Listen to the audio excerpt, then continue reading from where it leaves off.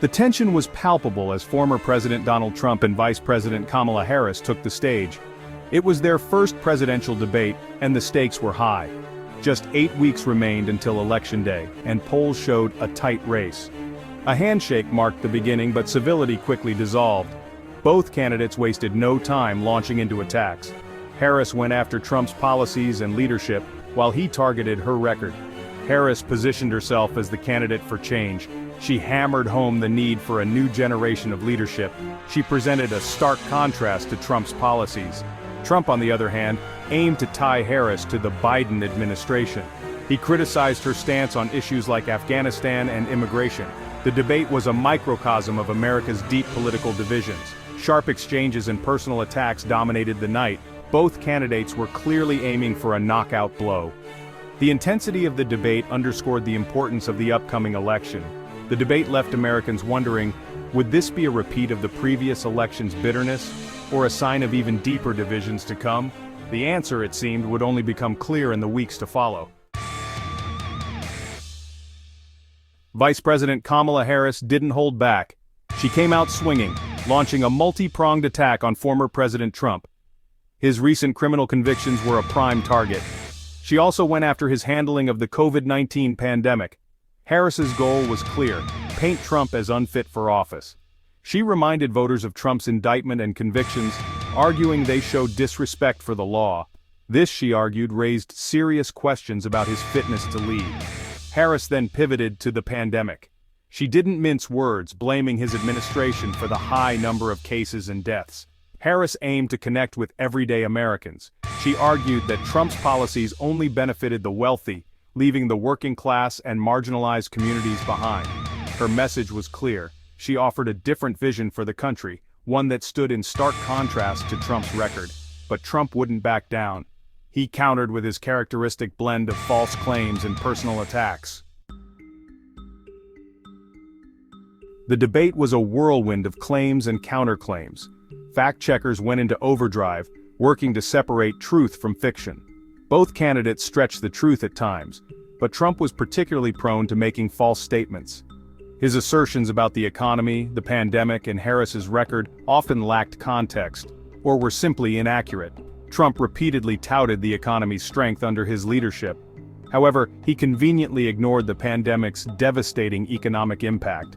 His attempts to downplay the pandemic's severity were equally misleading. They contradicted both scientific consensus and the lived experiences of countless Americans.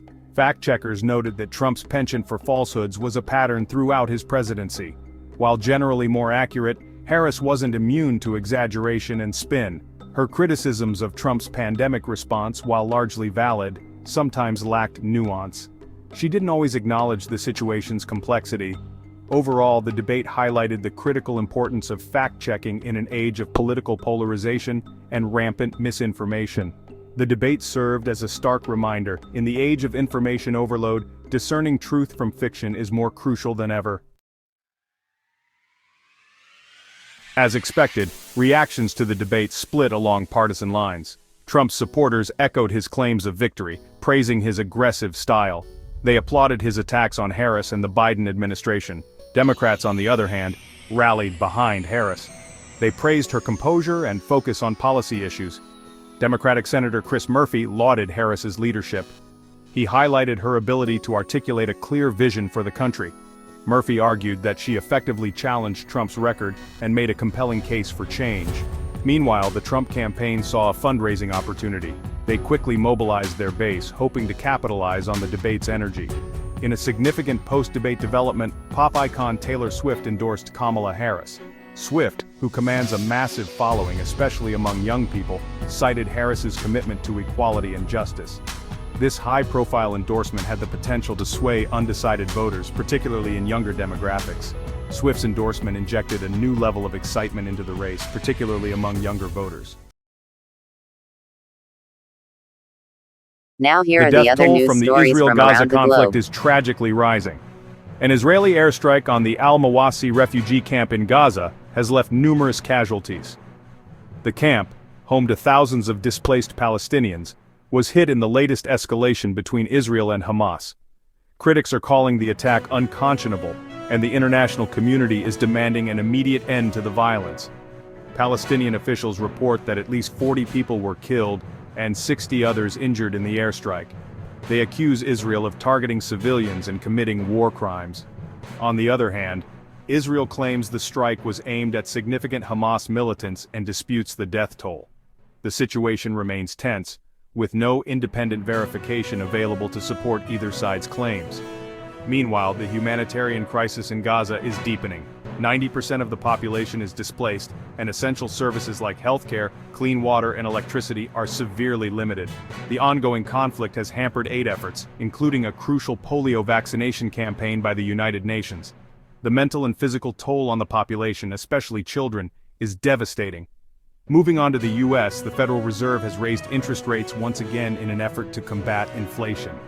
This move aims to cool down the economy but has far-reaching implications for borrowers and investors alike. Keep an eye on your finances, folks.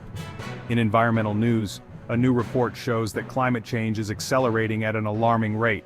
Scientists are urging immediate action to mitigate the impacts, which range from extreme weather events to rising sea levels. It's a wake-up call we can't afford to ignore. Switching gears to legal news, the Supreme Court has agreed to hear a landmark case on abortion rights.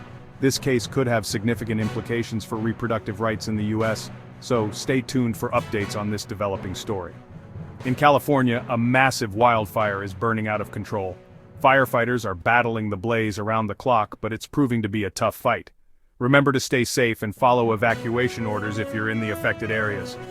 Now let's talk about a shocking incident at an Atlanta airport. A Delta Airbus, A350 and an Endeavour Bombardier CRJ-900 jet clipped each other on the tarmac.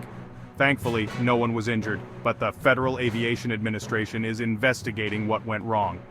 In international news, Secretary of State Blinken has slammed Israel after the IDF said its forces likely shot and killed an American activist. The incident has sparked outrage and calls for accountability.